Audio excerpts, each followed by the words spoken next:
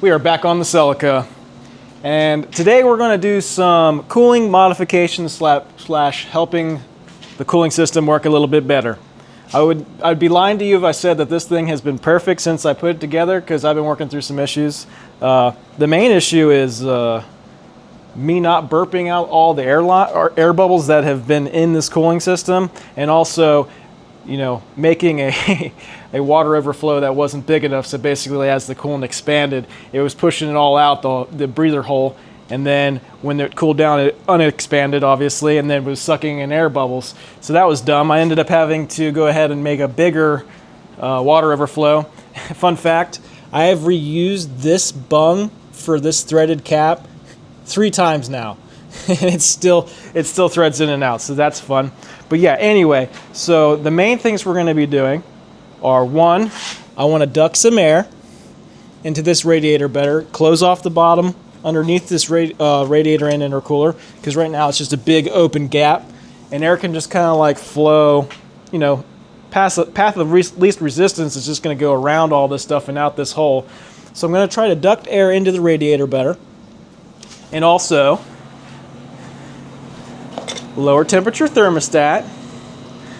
And another thing is, I was going over the coolant diagrams, or how it flows through this engine, and because I'm running a 2nd gen block with a 4th gen cylinder head, I basically just looped the port on the back of the block to go into this water bypass hose. I don't know if you can see that, you probably can't, but yeah, this hose here. And basically all that's doing is taking water that's heated from the block, putting it right back in the cold side of the cooling system, like before, or it'd be after the thermostat. So I'm going to cap that off because it feels like it's unnecessary. Water can bypass through the cylinder head into this hose, so when the thermostat's not open, it would be circulating through there. At least that's how I understand it. I don't know. I didn't design it, so I don't think that's necessary. So I'm going to delete that, cap those off, do the low temperature thermostat, and also do some ducting. We're going to duct the air. Okay.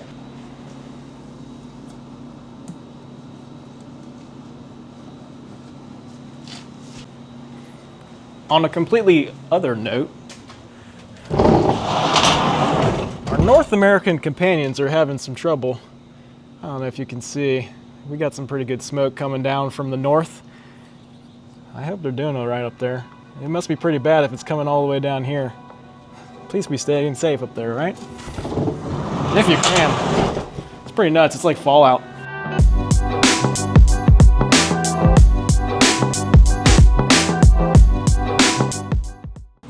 I'm honestly not sure how I'm going to go about this. I have some things to contend with, like this charge tube and the power steering cooler. So it might just be one of those things where it's a piece of sheet that gradually gets bigger. I don't even know if that matters. Maybe it's just going to be this tall and just try to scoop in from here. I'm not sure. I consider this to be the more difficult of the things I have to do on this car right now, so that's why I'm starting with it. And you know, replacing parts like a thermostat and capping off some hoses is not that big a deal. Designing and executing some fabrication is a little bit more difficult, I think, in my opinion. So that's why I started with this. Maybe I should start with the flat bottom. I don't know. Can't decide. I'll check back in with you. All right, this is what I have so far for my air diverter. I used this thing I rigged up to bend up these little skinny 16 gauge tabs. It hates its life while I do it, but it kind of works for now.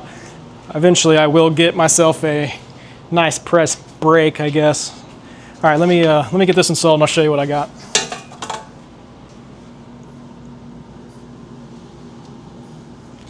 Nothing too fancy, just a piece of sheet metal, really.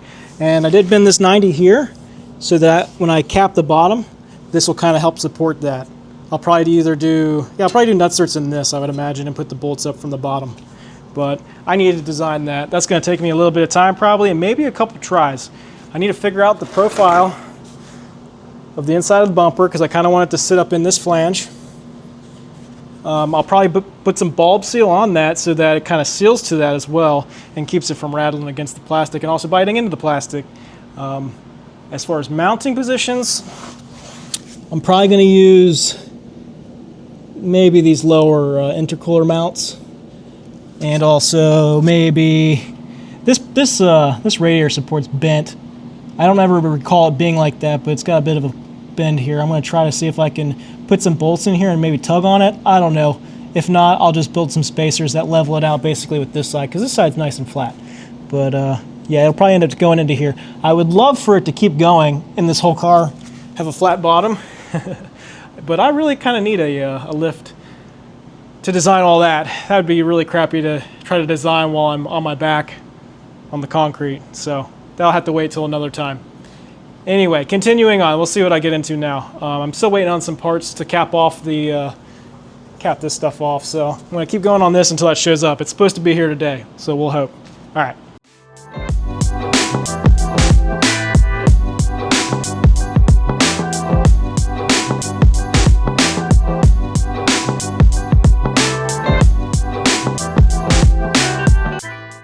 Jeez, looks like a heartbeat.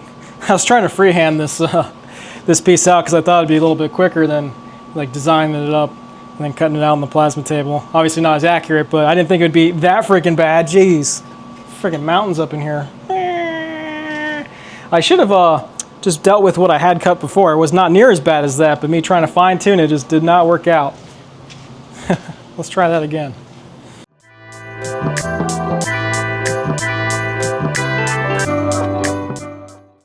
All right, if you saw from the time lapse, I just decided to go ahead and draft it up on my two-dimensional software for the plasma table to cut out. It worked out really good first try. I even got my, this is for the factory, what do you call them? Tie down points. Can you see them? Yeah, those guys there, tie down points. So I already went ahead and had the bumper on and fit the sheet to it. I did forget to cut out for the subframe that comes up in there. I was thinking I was going to tie into those two bolts, but I decided ultimately not to, because it's going to end up coming up a little bit higher than that anyway to meet up with that core support. So from here, I'm going to go ahead and lock it in to the bumper with this grill mount, these factory grill mount guys. So I might have to do a little bit of a spacer on them, but I think the threads there are long enough to grab onto this. That'll help me get it centered up and kind of like in a final position for when I go to get the other mounting holes lined up basically. You know, like these guys and these guys over here. I don't even know if you can see that. Those guys and those guys over there. That'll kind of get it in a place that's solid, so I don't have to worry about like marking them out and it actually not being centered in the bumper and it not fitting up right. Anyway, so I'm gonna go ahead and do that. Refit it, get those other mounting positions locked in, and then I'm going to try to tie it into that piece of sheet that we already cut. I did go ahead and paint that black and put some bulb seal on it. It's incognito. I think it's going to not even be noticeable, but hopefully it helps get direct airflow to the radiator while driving. I did not have a problem with this thing overheating while driving. It was fine. It was pretty much coming to a stop and letting it sit for like 40 minutes, it'd start to get a bit warm. But you know, that's how it goes when you make custom parts and you have no freaking idea what you're doing. Sometimes you run into some issues. So pretty much heat soaking and sitting for 40 minutes, it ended up kind of getting out of hand. Not terribly, but I still want to try to, you know, it be as reliable as possible as far as like heat management. So I don't know if this will help with getting fresher air to the radiators while it's sitting. Probably not, but it can't hurt. Okay, bye.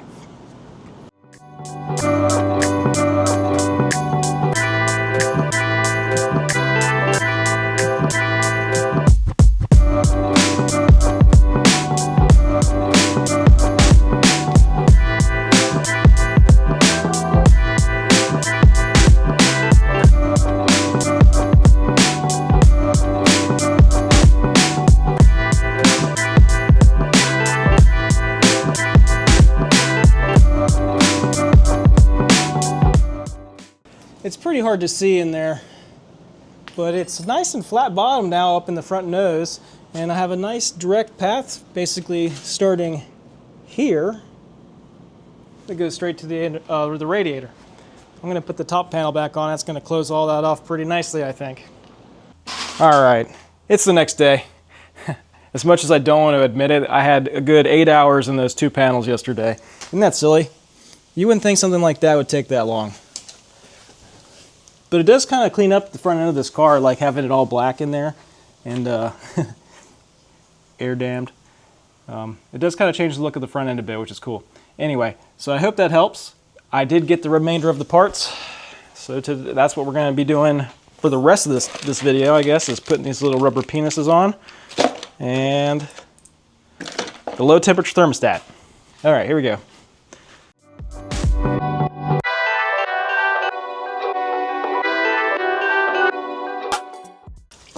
I tried really hard to not make a mess, but I got greedy. I was letting it like come out nice and steady, and then I wanted a little bit more and pulled it just a little bit too hard, and it slipped, and I jerked it, and I freaking spilled coolant everywhere. Yeah, sometimes the efforts you put in do not pay off. Okay, now it's time to take this stuff apart.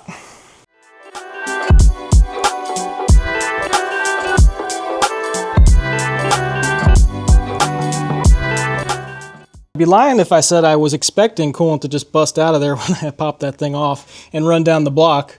I'd also like to say that I caught most of it, but I didn't. Quick little tip with these thermostats. There's a jiggle valve there that helps let air through, and you line it up with this little tab here. That's the only tip I have for you. Okay, bye.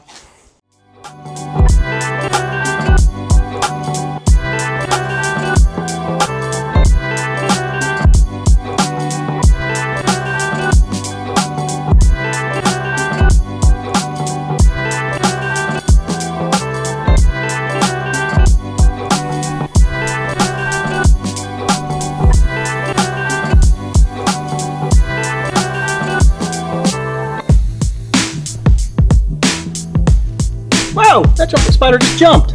Where'd you go, homie? They love me.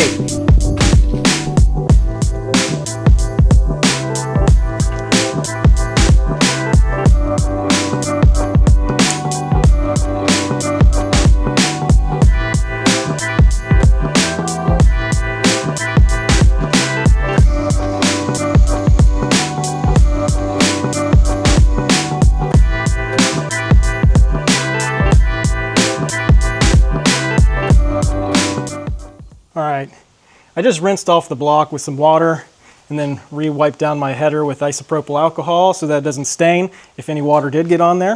I'm gonna let all that dry up, and then I'm gonna start this thing up and burp the coolant system. It is raining. We definitely needed the rain. And I think that's gonna help with the smoke. Today is not near as bad as it was yesterday as far as the smoke went. Before it started raining, you can still see it, but you couldn't taste it. So that's good. I hope it's raining up in Canada as well. Maybe that'll help with this. Help with the smoke up there. I don't know. Yeah, it's unfortunate. All right, did make a mess. I'm gonna have to squeegee this up and probably mop it again. For some reason in this area of the concrete, whenever I spill stuff on there, it doesn't ever really quite evaporate up. It always kind of stays wet there. So generally what I do is put a bunch of cat litter down, let that absorb it up out, and then sweep it out, and that usually does a pretty good job. And then I'll probably do some simple green after that. You guys don't need to know about that. I don't know why I'm even telling you. But anyway, yeah, that worked out pretty good. I will catch back up to you when I get this thing started up so we can burp the coolant system and take it for a drive.